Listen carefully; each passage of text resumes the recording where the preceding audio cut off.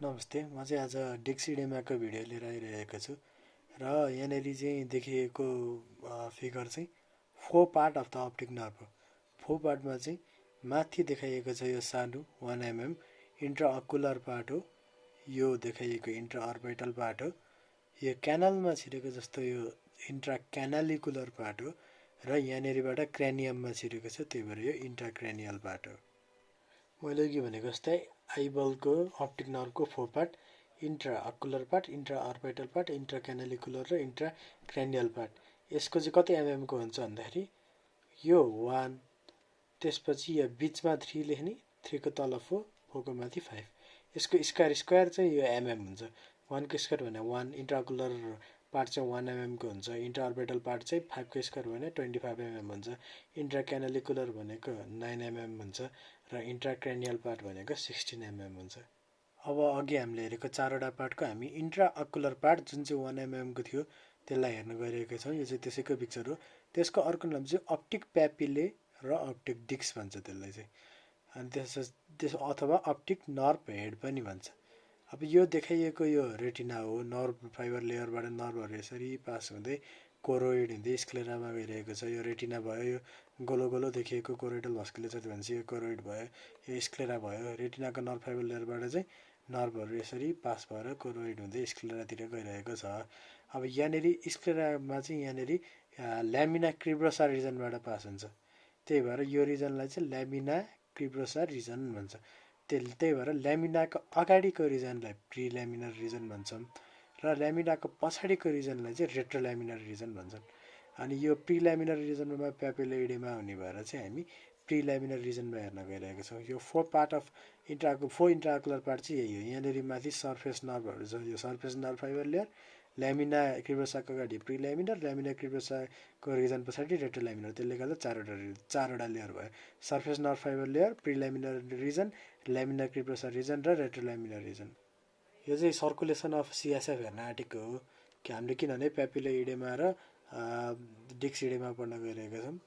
ल एकचोटि यो सिएसएफ कहाँबाट बन्दो रहेछ भन्दाखेरि यो ल्याटरल भेन्ट्रिकलमा चाहिँ कोरोइड प्लेक्सस हुन्छ। कोरोइड प्लेक्ससले चाहिँ सिएसएफ बनाउँछ। दुईवटा ल्याटरल भेन्ट्रिकलको कोरोइड प्लेक्ससले बनाएको सिएसएफ चाहिँ इन्टरभेन्ट्रिकुलर सेप्टमबाट आउँछ र त्यो आएर थर्ड भेन्ट्रिकलमा पुग्छ। त्यो केबाट पुग्छ त? यो फोरामेनलाई के भन्छ? Foramen of Monro. अनि थर्ड भेन्ट्रिकलबाट फोर्थ भेन्ट्रिकलमा केबाट पुग्छ त? एक्विडक्ट अफ सिब्लोसबाट पुग्छ। फोर्थ भेन्ट्रिकलबाट चाहिँ यहाँ दुईवटा फोरामेन हुन्छ। एउटा फोरामेन अफ मेजेन्डाई भन्छ, एमबाट मेजेन्डा, एमबाट मिडियल, अनि फोरामेन अफ लुस्का भन्छ। फोरामेन अफ लुस्का एलबाट ल्याटरल फोरामेन र मिडल फोरामेन। दुईवटा ल्याटरल फोरामेन हुन्छ, एउटा मिडल फोरामेन हुन्छ। मिडल फोरामेन र ल्याटरल फोरामेनबाट चाहिँ त्यो सब एराक्नोइडल स्पेसमा सिएसएफ पुग्छ र सब एराक्नोइडल स्पेसमा सिएसएफ पुगे पछाडि चाहिँ त्यो सिएसएफ चाहिँ यहाँ एराक्नोइडल ग्रानुलेसनबाट एब्जर्ब हुन्छ र सुपेरियर सेजेटल साइनसबाट पास हुन्छ र त्यहीँबाट एब्जर्ब हुन्छ।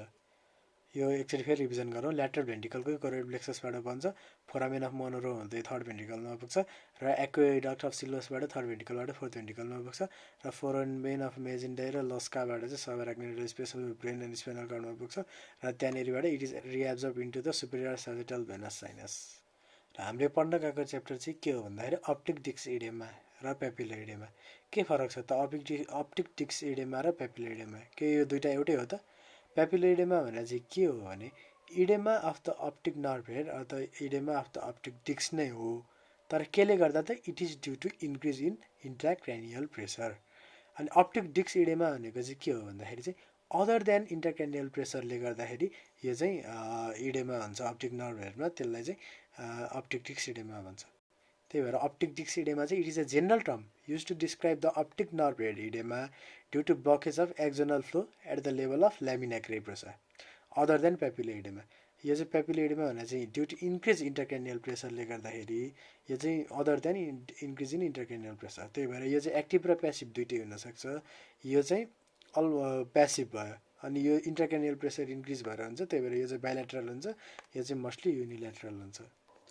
यो यसमा चाहिँ न्युरोन देखाइएको छ। यो सेल बडी भयो, यतापट्टि एक्जन भयो। अनि यहाँनिर चाहिँ के हुन्छ भने यो एक्जनमा चाहिएको प्रोटिन चाहिँ सेल बडीले म्यानुफ्याक्चर गर्छ र यो प्रोटिनलाई चाहिँ डाइनिन र काइनेसिनले चाहिँ यतापट्टि एक्जनतिर लान्छ, त्यसलाई चाहिँ एन्टेरोग्रेड ट्रान्सपोर्ट भन्छ। रेट्रोग्रेड भनेर चाहिँ यहाँनिरको अर्गानिल्सहरू मरे पछाडि फेरि सेल बडीमा फिर्ता जाने प्रोटिनहरूलाई चाहिँ त्यसले रेट्रोग्रेड ट्रान्सपोर्टबाट एक्जनबाट सेल बडीतिर जान्छ, त्यसलाई चाहिँ रेट्रोग्रेड ट्रान्सपोर्ट भन्छ। एन्टेरोग्रेडलाई अर्थोग्रेड ट्रान्सपोर्ट पनि भनिन्छ। एन्टेरोग्रेड ट्रान्सपोर्टमा चाहिँ फास्ट ट्रान्सपोर्ट र स्लो ट्रान्सपोर्ट हुन्छ। फास्ट ट्रान्सपोर्ट चाहिँ डाइनिन र काइनेसिनले गर्छ भने स्लो ट्रान्सपोर्ट चाहिँ एक्टिनले गर्दाखेरि हुन्छ। यो फास्ट ट्रान्सपोर्टमा चाहिँ ब्लक भयो भने अनि पेपिलोइडेमा हुन्छ। मैले अघि भने जस्तै प्याथोफिजियोलोजी, यहाँ चाहिँ दुईवटा टाइप अफ एक्सटर्नल ट्रान्सपोर्ट हुन्छ। अर्थोग्रेडमा फास्ट र स्लो कम्पोनेन्ट हुन्छ, रेट्रोग्रेड ट्रान्सपोर्ट भइहाल्यो। अनि blockage of the fast component of the orthograde flow is responsible for optic disc swelling. Oedema result from disturbance of pressure gradient along the lamina cribrosa. Disc oedema involve only that part of optic nerve anterior to lamina cribrosa. अघि भनिहालेँ pre ल्यामिनर रिजनमा चाहिँ disk इडेमा हुन्छ भनेर। यसमा चाहिँ causes of disk इडेमा, अब कसैले चाहिँ युनिल्याटरल मात्र डिस्क इडेमा होला फन्डोस्कोपीमा हेर्दा, कसैमा चाहिँ बाइल्याटरल दुईटै एजमा डिस्क इडेमा होला। युनिल्याटरल हुने कज के होला त? मैले यहाँ निमोनिक्स बनाएको छु पेन स्क्वायर भनेर।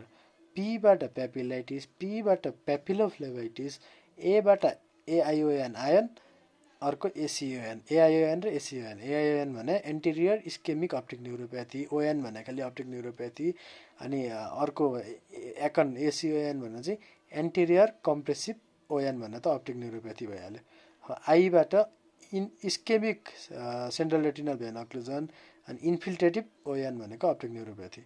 एनबाट न्युरोरेटिनाइटिस र फस्टर केनेडी सिन्ड्रोम। बाइल्याटरलमा चाहिँ हामीले अब एउटा त पेपिलोइडेमा नै यो सम्झिनु परिहाल्यो, बाइल्याटरल कज भनेको एउटा पेपिलोइडेमा। र अर्को भने चाहिँ हामीले घर वरपर खालि देखिरहने नर्मल डिजिजहरू जस्तै हाइपरटेन्सनले गर्दा पनि ब्लरिङ अफ भिजन पेपिलोइडेमा हुनसक्छ। के देखेला त? थाइरोइडको प्रब्लम देखेला, हाइपरटेन्सन देखेला, डायबिटिस देखेला। Diabetic retinopathy, hypertension, Graves disease papilloedema भइहाल्यो। दुईवटा सम्झिनु पर्ने चाहिँ क्याभर्नस साइनस थ्रोम्बोसिस र क्याभर्नस फिस्टुला। अघि भने जस्तै यहाँनिर युनिल्याटरल र बाइल्याटरल भयो। युनिल्याटरल भनेको पेन स्क्वायर भनेर बनाएको थिएँ, पीबाट पेपिलाइटिस, पेपिलोफ्लेभाइटिस। एआइओएन, एसिओएन। ए भनेको एन्टेरियर इस्केमिक अप्टिक न्युरोप्याथी, एसिओएन भनेको interior compressive optic neuropathy. I भनेको इन्फिल्ट्रेटिभ अप्टिक न्युरोप्याथी र अर्को आई भनेको इस्केमिक सिआरपी हो। अनि एउटा एन भनेको न्युरोरेटिनाइटिस, अर्को एन भनेको चाहिँ नेडी, फोस्टर केनेडी सिन्ड्रोम। अनि यो भने चाहिँ true papilloedema in one eye and optic atrophy in the fellow eye. Bilateral cause अघि भने जस्तै पेपिलोइडेमा, अनि अरू चाहिँ hypertension, diabetic papillopathy, advance Graves disease, cavernous sinus thrombosis, carotid cavernous fistula. यो स्लाइडमा चाहिँ पेपिलोइडेमा भनेको के हो भनेर देखाइएको छ। अब यहाँनिर चाहिँ यसरी यहाँनिर आइबल छ, यता अगाडितिर कर्निया छ भने, अब यता पोस्टेरियर पार्टमा यो अप्टिक डिस्क भयो। अब यो कोरोइड भयो, यो रेटिना, कोरोइड, स्क्लेरा भयो। अब यहाँनिर चाहिँ के देखाएको छ भने अप्टिक नर्भको कन्टिन्युएसन देखाएको छ, ड्युरामेटर, एराक्नोइड म्याटर र सब एराक्नोइड स्पेसमा सिएसएफ देखाएको छ। तर यहाँ पेपिलोइडेमा भएको बेलामा चाहिँ यहाँनिर सब एराक्नोइड स्पेसमा सिएसएफ इन्टरक्यान्डियल प्रेसर चाहिँ बढेको छ। यो इन्टरक्यान्डियल प्रेसरले बढेर हुने डिस्क इडेमालाई पेपिलोइडेमा भन्छ। अघि हामीले हेरिहाल्यौँ यो सिएसएफको सर्कुलेसन। अब यहाँनिर किन बढ्ला त सिएसएफ? इन्टरक्यान्डियल प्रेसर चाहिँ किन बढ्ला त? सिएसएफको pressure in the sub arachnoidal space चाहिँ किन बढ्ला त भन्दाखेरि, अब यहाँ प्रड्युस गर्ने ठाउँबाट बढी प्रड्युस भयो कि? प्रड्युस कताबाट हुन्छ? कोरोइड प्लेक्ससबाट हुन्छ भने चाहिँ कोरोइड प्लेक्ससको ट्युमर भयो कि? 1 नम्बर पोइन्ट भनेको बडी प्रोडक्सन भयो कोरोइड प्लेक्ससको ट्युमर भएर। न यहाँ एब्जर्प्सन हुनुपर्ने ठाउँबाट एब्जर्प्सन भएन कि एराक्नोइड ग्रानुलेसनबाट एब्जर्प्सन हुनुपर्थ्यो, यहाँ एब्जर्प्सन भएन कि एराक्नोइड ग्रानुलेसन यहाँनिर मेनिन्जाइटिस भयो सब एराक्नोइडल स्पेसमा, अथवा सब एराक्नोइडल हेमोरेज भयो, त्यसले गर्दाखेरि एब्जर्ब हुन दिएन भने त्यो चाहिँ त्यसले गर्दा नि आइसिपी बढ्ने भयो भनेपछि एउटा पोइन्ट चाहिँ यहाँनिर बडी प्रोडक्सन भयो, लेस एब्जर्प्सन भयो।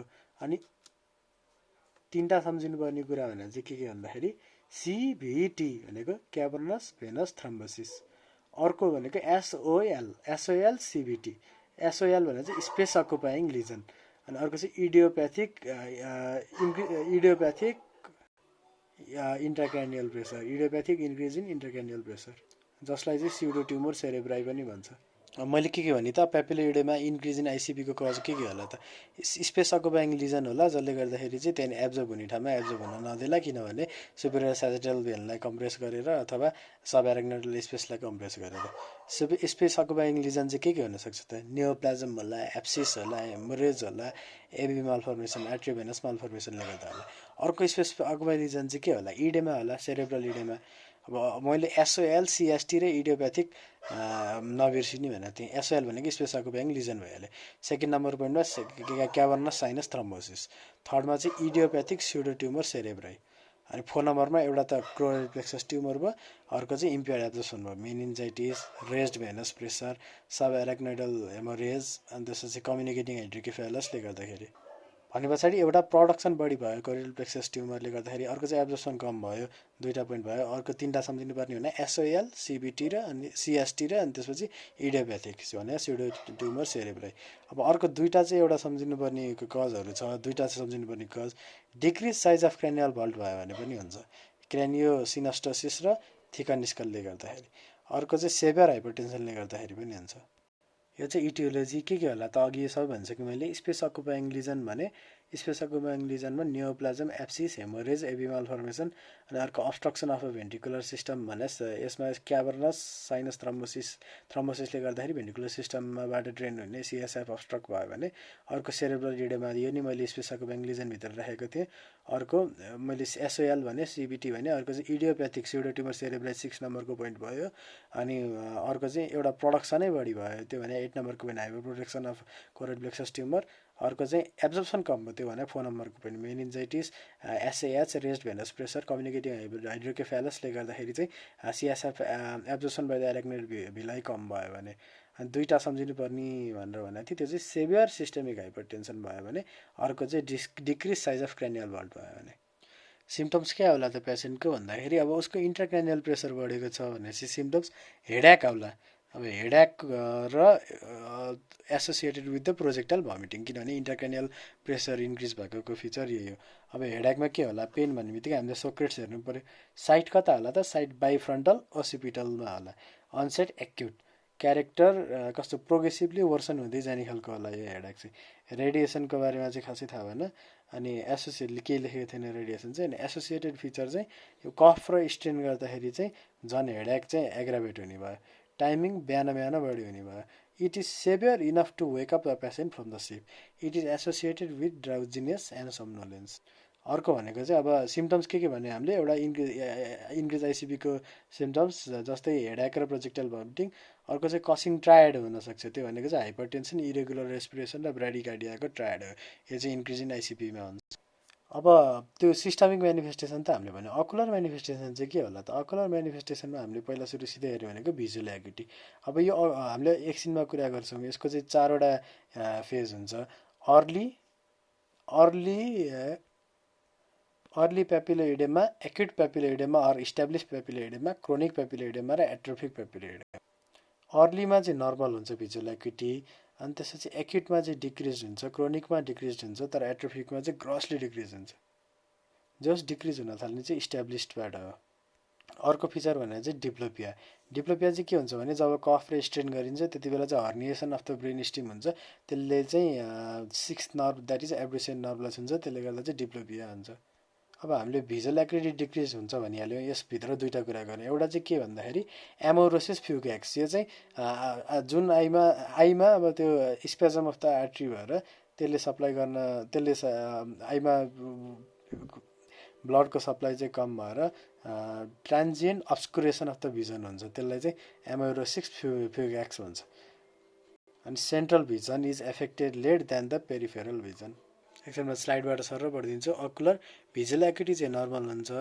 अब इस्टाब्लिस्डबाट डिक्रिज हुन सुरु हुन्छ र एट्रोफिकमा पुगेपछि चाहिँ ग्रसली एफेक्टेड हुन्छ एमोरोसिस फ्युगेक्स भनिहाली आर्ट्रीको स्पेजम भएर चाहिँ ट्रान्जिएन्ट अब्सक्युरेसन अफ द भिजन हुन्छ अथवा 30 सेकेन्ड जस्तोको लागि चाहिँ आँखा ब्लाइन्ड जस्तै नै हुन्छ र फेरि देखिन थाल्छ अनि सेन्ट्रल भिजन एफेक्टेड लेट हुन्छ होइन अनि त्यसपछि डिप्लोपिया हुन्छ यो ब्रेन स्टिम हर्निएसनले गर्दाखेरि चाहिँ 6th नर्भलाई टच गरेर इरिटेसन गर्छ त्यसले गर्दा डिप्लोपिया हुन्छ जेनरलमा चाहिँ भनिहालेँ इन्क्रिज इन आइसिपीको फिचर हुन्छ headache which is aggravated during morning aggravated by कफिङ and straining projectile vomiting loss of consciousness र फोकल न्युरोलोजिकल डेफिसिट हुन्छ